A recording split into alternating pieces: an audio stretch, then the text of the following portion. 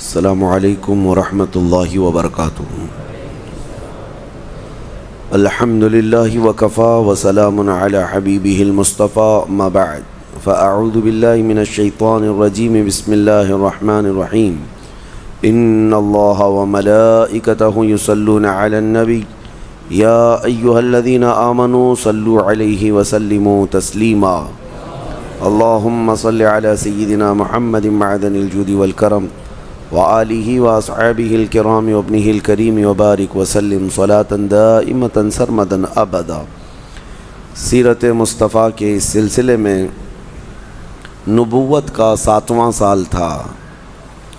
جیسے کہ آپ نے اب تک جو سماعت کیا وہ یہ کہ مصائب، مشقتیں اور تکلیفیں مسلسل نبی پاک صلی اللہ علیہ وسلم اور ان کے صحابہ سامنا کر رہے تھے۔ یہ 7واں سال تھا نبوت کا، یہ وہی ہے جو بائیکاٹ کا سال ہے، یعنی مکہ والوں نے سب بیٹھ کر کے میٹنگ کی۔ اس میں کئی قبیلے تھے، کئی خاندان تھے، سبوں نے ایک ایگریمنٹ بنایا، معاہدہ کیا کہ ہم سارے خاندانوں والے مل کر بنو ہاشم کا ایسا بائیکاٹ کریں گے کہ ان سے کوئی لین دین، میل جول، کھانا پانی کچھ نہیں رکھے گا۔ سبوں نے اس پر دستخط کر دیے اور وہ لے جا کر کے ایگریمنٹ خانہ کعبہ پر لٹکا دیا گیا کہ اس وقت کوئی بہت اہم چیز ہوتی، معاہدہ ہوتا تو اس کو خانہ کعبہ کے دروازے کے پاس لٹکایا جاتا تھا، اس کی عظمت کے لیے کہ اب اس کو جو توڑے گا وہ خانہ کعبہ کو توڑنے کے برابر ہے۔ تو اتنا بھاری ایگریمنٹ تھا آپس میں سارے لوگوں کا، اور نبی پاک صلی اللہ تعالیٰ علیہ وسلم اور ان کا مختصر سا خاندان، یعنی حضور کے چچا اور پھوپھیاں، یہ سب بائیکاٹ میں شامل ہو گئے، سوائے ابو لہب کے۔ حضور پاک صلی اللہ تعالیٰ علیہ وسلم شعب ابی طالب جس کو کہتے ہیں، ایک گھاٹی، دو پہاڑوں کے بیچ میں ایک چھوٹا سا راستہ تھا جس کو درہ بھی کہا جاتا ہے، اس میں نبی پاک صلی اللہ تعالیٰ علیہ وسلم اور ان کا خاندان محصور ہو گئے، گھیراؤ میں آ گئے، اور پہاڑوں کے چاروں طرف ان لوگوں نے ایسا پہرا بٹھائے رکھا تھا کہ دن رات نگرانی کرتے تھے کہ کوئی ان کے پاس آ جا تو نہیں رہا ہے، کوئی نہیں آتا۔ یہاں تک کہ اس خاندان کے اوپر اتنی مصیبتیں آئی کہ ان دنوں میں نبی پاک صلی اللہ علیہ وسلم پتے کھاتے رہے اور چمڑوں کو پکا کر کے ابال کر کے کھاتے رہے۔ یہ تکلیفوں کے دن کنٹینیو چلتے رہے، 3 سال گزر گئے۔ جو پھر دوسرے قریش خاندان کے اور مکہ کے کچھ لوگ تھے، انہوں نے یہ مسلسل دیکھ کر کے، اس میں ایک 8-10 لوگ ایسے نکلے، اس ایگریمنٹ کے خلاف انہوں نے ایک تحریک چھیڑ دی، ایک موومنٹ چلی، اور مکہ میں جگہ جگہ پر ان لوگوں نے یہ کہنا شروع کیا کہ ہمارے ہی گاؤں کے لوگ، ہمارے ہی وطن کے، ہماری خاندان کے محمد صلی اللہ تعالیٰ علیہ وسلم جو اخلاق میں سب سے اعلیٰ تھے، ان کو اور ان کے خاندان کو اس طرح سے اذیت دینا یہ کہاں کا انصاف ہے۔ بڑھ چڑھ کر کے یہ آوازیں جب ہونے لگی تو لوگ آئے، حرم کعبہ میں بھی آئے۔ اس میں ایک جبیر بن مطعم یہ شخص تھا، حالانکہ سب کافر ہی تھے، کوئی ایمان والے نہیں تھے۔ ان لوگوں نے مہم چھیڑی کہ کم از کم یہ کام تو نہ کریں کہ ہم جو کھانا پانی کر رہے ہیں اتنا تو ان کو بھی ملنا چاہیے۔ اس پر ابو جہل آیا اور اس نے کہا، خبردار اگر کسی نے بھی اس معاہدے کو ہاتھ لگایا تو جنگ ہو جائے گی۔ تو جبیر بن مطعم اور ان کے ساتھی جو تھے انہوں نے کہا، ہم بھی تلواریں نکالتے ہیں، اس وقت تک اب ہم حرم سے نہیں ہٹیں گے جب تک اس معاہدے کو، اس ایگریمنٹ کو پھاڑ کر نہیں پھینکیں گے۔ تو ان میں آپس میں ہی یہ سب چیزیں چلنے لگیں۔ تو پھر بات یہاں تک پہنچی کہ جناب ابو طالب، اس وقت ان کی عمر کافی ہو چکی تھی، وہ بوڑھے ہو چکے تھے اور کمزور بھی تھے، لیکن وہ ساتھ میں نبی پاک صلی اللہ علیہ وسلم کے یہ بائیکاٹ خود بھی جھیل رہے تھے۔ تو آئے کئی سرداران قریش اور مکہ کے جو بڑے لوگ ہیں، جناب ابو طالب کے پاس آ کر کہنے لگے کہ دیکھیں مسئلہ صرف اتنا ہے، محمد صلی اللہ تعالیٰ علیہ وسلم اور ہمارے درمیان آپ حائل ہیں، اس لیے آپ کو بھی یہ تکلیفیں اٹھانی پڑی، آپ کو بھی یہ تکلیفیں اٹھانی پڑی، لہٰذا اگر آپ نہ ہوتے تو یہ بائیکاٹ بھی نہیں ہوتا اتنا زیادہ۔ تو اس وقت جب یہ تحریک چھڑی تو جناب ابو طالب نے کہا کہ دیکھو میں محمد کی ایک بات سن رہا ہوں، محمد نے یہ کہا ہے کہ جو ایگریمنٹ تم نے بنایا تھا ہمارے بائیکاٹ کا اس کو سارا دیمک کھا چکی ہے، جو خانہ کعبہ پر تم نے لٹکایا تھا اس کو ساری دیمک کھا چکی ہے، لیکن اللہ کے نام جہاں جہاں ہے اس کو دیمک نہیں کھائی ہے۔ یہ گھاٹیوں میں بیٹھ کر نبی پاک صلی اللہ علیہ وسلم خبر دے رہے ہیں، اور جناب ابو طالب وہ آئے ہوئے لوگوں سے کہتے ہیں جاؤ دیکھو حقیقت میں اگر ایسا ہی ہے جیسے محمد کہہ رہے ہیں تو پھر تم لوگ جس کی کام کے لیے کھڑے ہو وہ یقیناً حق کام ہے، اور اگر ایسا نہیں ہے تو اس سزا کو اور طویل کر دو، اس سزا کو اور لمبی کر دو۔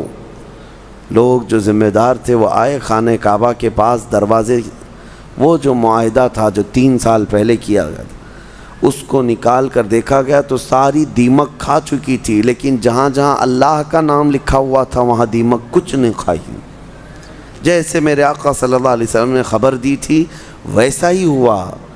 ہونا تو یہ چاہیے تھا کہ اس غیب داں نبی کی خبر پر لوگ ایمان لاتے، لیکن ابو جہل نے وہاں پر یہ شور مچایا کہ محمد کا اس پر جادو ہے، اپنے کاموں پر اس نے جادو کیا ہے۔ بہرحال جو عقل والے تھے وہ اس وقت حضور کی اس خبر کو دیکھ کر ایمان لائے، نبی پاک صلی اللہ تعالیٰ علیہ وسلم کے حامی ہو گئے۔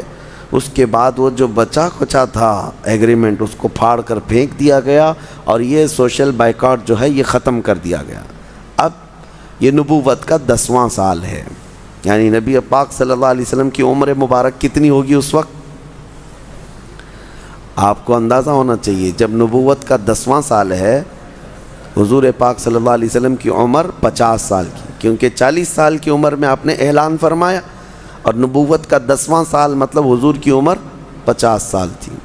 یہ وہ سال ہے جب حضور اکرم صلی اللہ علیہ وسلم کے لیے 2 بڑی آزمائشیں، ایک جناب ابو طالب کا انتقال جو ان کے عزیز چچا رہے، تقریباً 42 سال حضور کی کفالت کرنے والے، 40 سال کے سے زیادہ کا عرصہ حضور صلی اللہ تعالی علیہ وسلم کی کفالت جنہوں نے کیا، ان کا انتقال تھا۔ حضور کو اس کا بڑا غم تھا، بہت غم تھا، کیونکہ ہر گھڑی جو حضور پاک صلی اللہ علیہ وسلم کی حمایت کے لیے کھڑے رہے، ان کا انتقال یہ نبوت کے 10ویں سال تھا۔ چند دن نہ گزرے تھے، ابھی زیادہ دن نہیں گزرے تھے کہ یہی وہ نبوت کا 10واں سال تھا کہ آپ کی عزیز زوجہ جو اپنے مال سے اور اپنی ہمدردی سے ہمیشہ حضور کے ساتھ کھڑی رہیں، اور سب سے پہلے اسلام لانے والی ام المومنین خدیجۃ الکبریٰ رضی اللہ تعالیٰ عنہا، ان کا انتقال ہوا۔ ان کا بھی انتقال نبوت کے 10ویں سال ہوا، اور اسی سال ایک ہی سال میں 2 بڑی موتیں ہیں حضور کے عزیز لوگوں کی۔ ام المومنین کا انتقال 10 رمضان المبارکہ کو ہوا، سیدہ خدیجۃ الکبریٰ رضی اللہ تعالیٰ عنہ کا، اور اتفاق ہے کہ آج 10 رمضان المبارکہ ہے، آج 10واں روزہ ہے نا، آج یوم خدیجۃ الکبریٰ ہے، سیدہ کا آج یوم وصال ہے۔ نبی پاک صلی اللہ تعالیٰ علیہ وسلم کو اس کا بڑا غم تھا۔ اس پورے سال کا نام میرے آقا صلی اللہ علیہ وسلم نے عام الحزن رکھا، یعنی یہ غموں کا سال ہے، غموں کا سال ہے۔ اور اللہ کے حبیب صلی اللہ تعالیٰ علیہ وسلم حضرت خدیجہ کی وفات کے بعد کافی غمگین رہتے تھے، کیونکہ جو ہمیشہ آپ اندازہ کریں جب پہلی وحی آئی اس وقت رسول کریم صلی اللہ علیہ وسلم کو جو بہت زیادہ دلاسا دینے والی گھر کی کوئی خاتون تھی تو حضرت خدیجہ تھی۔ وہ یوں کہتی تھی، ان کے الفاظ ہی ہیں کہ آپ کے ساتھ آپ کا خدا کبھی برا ہونے نہیں دے گا، آپ یتیموں کے ماوا ہیں، بیواؤں کے ملجا ہیں، بوڑھوں کا بوجھ اٹھاتے ہیں، کمزوروں کی مدد کرتے ہیں۔ یہ الفاظ حضرت خدیجۃ الکبریٰ کے تھے۔ آپ جیسے اخلاق والے کو اللہ تعالیٰ کبھی برا کچھ ہونے نہ دے گا۔ نبی پاک صلی اللہ تعالیٰ علیہ وسلم کے 2 عزیزوں کی موت ظاہر سی بات ہے اس راستے میں ایک بڑی آزمائش تھی۔ اب اللہ کے حبیب صلی اللہ تعالیٰ علیہ وسلم نے جو یہ دن گزارے، کتنے شادی کی جو زندگی میرے آقا صلی اللہ علیہ وسلم کی حضرت خدیجہ کے ساتھ گزری ازدواجی، وہ 25 سال کی زندگی ہے۔ 25 سال ام المومنین خدیجۃ الکبریٰ رضی اللہ تعالیٰ عنہا کے ساتھ حضور اکرم صلی اللہ علیہ وسلم نے گزارے، اور انتقال کے وقت ماں خدیجۃ الکبریٰ کی عمر 65 سال کی تھی، اور اس وقت نبی پاک صلی اللہ علیہ وسلم کے ہاں 6 اولاد تھیں، یعنی جن میں سے 4 بیٹیاں اور 2 بیٹوں کا انتقال ہو چکا تھا۔ یہ حضرت خدیجۃ الکبریٰ کے بطن پاک سے ہوئی۔ بڑی بیٹی نبی پاک صلی اللہ علیہ وسلم کی حضرت سیدہ زینب، دوسری صاحبزادی حضرت ام کلثوم، دوسری صاحبزادی حضرت رقیہ، تیسری حضرت ام کلثوم، چوتھی صاحبزادی سیدہ فاطمۃ الزہرا سلام اللہ علیہا، اور جو 2 بیٹے انتقال کر گئے ان میں ایک حضرت عبداللہ اور ایک حضرت قاسم۔ نبی پاک صلی اللہ تعالیٰ علیہ وسلم کے ان دونوں بیٹوں کا بہت بچپن میں انتقال ہوا۔ یہ 6 اولاد پوری ام المومنین خدیجۃ الکبریٰ کے بطن پاک سے ہوئی، جن میں 4 باحیات رہیں اور 2 انتقال کر گئیں، اور اسی حال میں نبی پاک صلی اللہ تعالیٰ علیہ وسلم رہے۔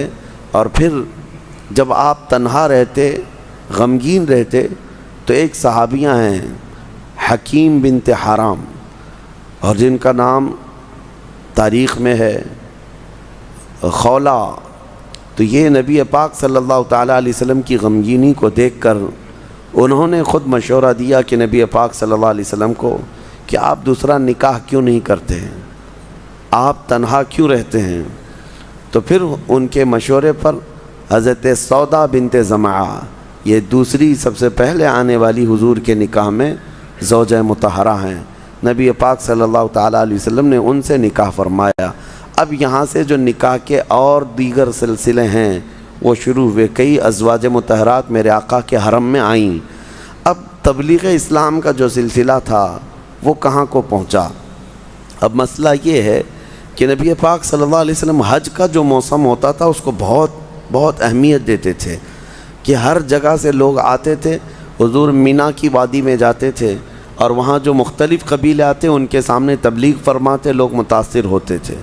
تو ایک سال یہ تھا، یہی نبوت کا 11واں سال تھا، تب یثرب سے، جو مدینہ کا پرانا نام ہے یثرب، وہاں سے کچھ لوگ آئے تھے، انصار قبیلے کے لوگ، 6 لوگ تھے، ان کے ہاں نبی پاک صلی اللہ علیہ وسلم خود تشریف لے گئے، ان سے ان کا نام و نسب پوچھا، اور اس کے بعد ان کے آنے کی بستی پوچھی، تو انہوں نے بتایا ہم یثرب سے آئے ہوئے ہیں۔ یثرب جو علاقہ تھا، یہاں اوس اور خزرج 2 قبیلے تھے، بہت پرانے، لیکن وہ اتنا لڑتے تھے کہ ان کی جنگیں پوری دنیا میں مشہور ہیں۔ انہوں نے اتنی لمبی جنگ لڑی ہے، شاید آج وہ ورلڈ بک میں ریکارڈ میں آ جاتی ہیں، کہ 120 سال جنگ ایک ہی میٹر پر 120 سال تک دونوں قبیلوں میں جنگ چلتی رہی ہے، کتنے مرے کتنے کٹے، اور بیس کیا تھی؟ ایک خاندان والے نے دوسرے خاندان والے کی کھٹوری توڑ دی تھی، اس پر جو ہے نا ان کی 120 سال جنگ چلی ہے۔ اوس اور خزرج یہ مدینے کے لوگ تھے، اور جب ان کے اچھے نامی گرامی بہادر سب مر گئے تو وہاں پر یہودیوں کا غلبہ ہو گیا، تو مدینے میں جو ہے یعنی یثرب جو پہلا تھا، یہودی آباد تھے۔ اب یہ جو انصار ہیں جن کو اوس اور خزرج یہ دونوں قبیلے والے، ان کو بھی اچھی طرح معلوم تھا، کیونکہ یہ تو اگرچہ بت پرستی کرتے تھے، لیکن جو یہودی تھے وہ پڑھے لکھے تھے اور اہل کتاب میں سے تھے، تو ایک نبی آخر الزماں کا ذکر وہ بار بار یہودی کرتے تھے۔ انشاءاللہ میں آپ کو بتاؤں کہ مدینہ آباد کیوں ہوا تھا۔ تو یہودی جو ہے وہ ہمیشہ ایک آخری نبی کے آنے کی خبریں دیتے رہتے تھے، اور یوں ڈراتے تھے یہ اوس اور خزرج کو کہ آخری نبی کے آنے کی علامتیں پوری ہو چکی ہیں، جب وہ آئیں گے ہم ان کی فوج میں شامل ہو کر کے تم کو اچھی طرح ماریں گے۔ یہ یہودی ان کو دھمکیاں دیتے تھے، اور وہ اوس و خزرج ڈرتے بھی تھے کہ آخری نبی آنے والے ہیں۔ لیکن ہوا یہ کہ جب آخری نبی آئے تو یہودی تو ایسے ہی رہ گئے۔ یہ انصار یعنی اوس و خزرج قبیلے کے لوگ حج پہ آئے ہوئے تھے، نبی پاک صلی اللہ تعالیٰ علیہ وسلم نے ان کے پاس دعوت اسلام پیش فرمائی۔ تو وہ 6 لوگ جو آئے تھے پہلے، سب سے فرسٹ 6 لوگ، انہوں نے دیکھا، اور اس کے بعد پس و پیش کر رہے تھے تو نبی پاک صلی اللہ علیہ وسلم نے قرآن کی آیتیں تلاوت کرنا شروع فرمایا، اور مدینے کی یعنی یثرب کی کچھ خصوصیات بتائی، تو آپس میں ایک دوسرے کا منہ دیکھنے لگ گئے اور کہا جس نبی کے انتظار میں پورے یثرب میں شور چلتا رہتا ہے، کیا یہ وہی نبی ہیں؟ نبی پاک صلی اللہ علیہ وسلم نے فرمایا ہاں میں وہی نبی ہوں جس کا انتظار دنیا کر رہی ہے۔ تو وہ جو 6 لوگ آئے تھے انہوں نے کہا اچھا ہے کہ یہودی ایمان لائیں گے، اس سے پہلے ہم ایمان لاتے ہیں، کیونکہ اتنے دنوں سے تو دھمکیاں دے ہی رہے ہیں کہ آخری نبی کی فوج میں وہ شامل ہو کر کے ہم کو مارنے والے ہیں، ہمارا خاتمہ کرنے والے، ہم پہلے ایمان لاتے ہیں۔ پہلے یہی 6 لوگ ایمان لائے اور واپس گئے یثرب، اور یثرب جا کر کے انہوں نے شور کیا سب کو، اللہ کے وہ آخری نبی جس کا انتظار تھا وہ آ گئے ہیں اور ہم ان کے ہاتھ پر ایمان لائے ہیں۔ ان کی دعوت پر پھر 12 لوگ پھر آئے مکہ مکرمہ، وہ حضور پاک صلی اللہ علیہ وسلم کے پاس بیٹھے، حضور سے قرآن کی آیتیں سنی، وہ ایمان لے آئے۔ نبوت کا 13واں سال تھا، یعنی ہجرت سے تھوڑے دن پہلے کی بات تھی۔ 70 لوگوں کا قافلہ پھر مدینے سے آیا یثرب سے، اور وہ سب کے سب نبی پاک صلی اللہ علیہ وسلم کے ہاتھ پر ایمان لائے، واپس مدینے آئے۔ مدینے میں یعنی جو پرانا یثرب ہے، گھر گھر میں اب اسلام ایمان یہی باتیں چل رہی تھی، آخری نبی کے چرچے خوب چل رہے تھے۔ اب یہودیوں کے پیٹ میں درد شروع ہوا، ان کا کہنا یہ تھا کہ وہ آخری نبی ہمارے خاندان میں آئیں گے، یہ قریش میں کیسے آ گئے؟ یہ جلن، یہ حسد یہودیوں کو آج تک ہے، آج تک ہے۔ آپ کو میں بتاؤں 2 خاندان پوری دنیا میں مشہور، ایک بنی اسرائیل، ایک بنی اسماعیل، اور یہ دونوں ہیں حضرت ابراہیم علیہ السلام کی۔ یہ ایک اہم بات میں آپ کے سامنے رکھ دیتا ہوں۔ ابراہیم علیہ السلام کے 2 بیٹے تھے، ابراہیم علیہ السلام کے 2 بیٹے، ایک حضرت اسماعیل علیہ السلام، ایک حضرت اسحاق علیہ السلام۔ اسحاق علیہ السلام کی اولاد میں ہزاروں نبی آئے جن کو آج بنی اسرائیل کہا گیا، قرآن میں بھی ہے۔ اسحاق علیہ السلام کے بیٹے یعقوب علیہ السلام، ان کا نام ہی اسرائیل تھا، اور ان کے 12 بیٹے ہوئے، اس میں حضرت یوسف علیہ السلام بھی ہیں۔ تو یہ حضرت ابراہیم علیہ السلام کے ایک بیٹے سے جو نسل چلی وہ بنی اسرائیل، اور سارے یہودی اسی میں ہیں، اور ایک بیٹے حضرت اسماعیل جن کی قربانی ہوئی، جن کی قربانی پیش کی گئی، اسماعیل علیہ السلام۔ ان کی اولاد میں انبیاء کرام کا تو ثبوت نہیں ہے، لیکن ایک ہی نبی آئے جو کائنات کے سب سے آقا و مولا، محمد الرسول اللہ صلی اللہ علیہ وسلم، سب سے بڑے آقا و مولا حضور پاک صلی اللہ علیہ وسلم کس کی اولاد میں ہوئے؟ اسماعیل علیہ السلام۔ تو یہ اس وقت سے چپکلش چل رہی ہے، ان کا خیال یہ ہے یہودیوں کا کہ بنی اسرائیل میں ہونا چاہیے، سارے نبی اسی میں آتے رہے۔ یہ بنی اسماعیل کو یہ شرف کیوں مل گیا کہ آخری نبی ان کے خاندان میں آ گئے؟ آپ کو میں بتاؤں بنی اسرائیل میں کون کون ہیں؟ داؤد علیہ السلام، سلیمان علیہ السلام، موسیٰ علیہ السلام، عیسیٰ علیہ السلام، زکریا علیہ السلام، یحییٰ علیہ السلام، یہ سارے جتنے بڑے بڑے اولو العزم پیغمبر ہیں، حضرت ایوب علیہ السلام، یہ سب کے سب، یوسف علیہ السلام، یعقوب علیہ السلام، یہ سب یہی حضرت اسحاق علیہ السلام کی اولاد میں ہے، بنی اسرائیل میں۔ اب بنی اسماعیل میں اگرچہ اور نبی نہیں، لیکن ایک ہے جو سب سے اعلیٰ ہے، محمد الرسول اللہ صلی اللہ علیہ وسلم۔ اب یہ جھگڑا مدینے میں سب سے پہلے یہودیوں نے شروع کیا اور کہا کہ یہ کیسے ہو سکتا ہے۔ آج بھی جا کر کے ان یہودیوں سے پوچھیں، ہمارے کئی علماء ان سے ڈیبیٹ کرتے ہیں، آخر وہ جو تمہاری کتابوں میں آخری رسول کا ذکر ہے کہ ایک آخری رسول آنے والا ہے، وہ آیا کہ ابھی تک نہیں آیا؟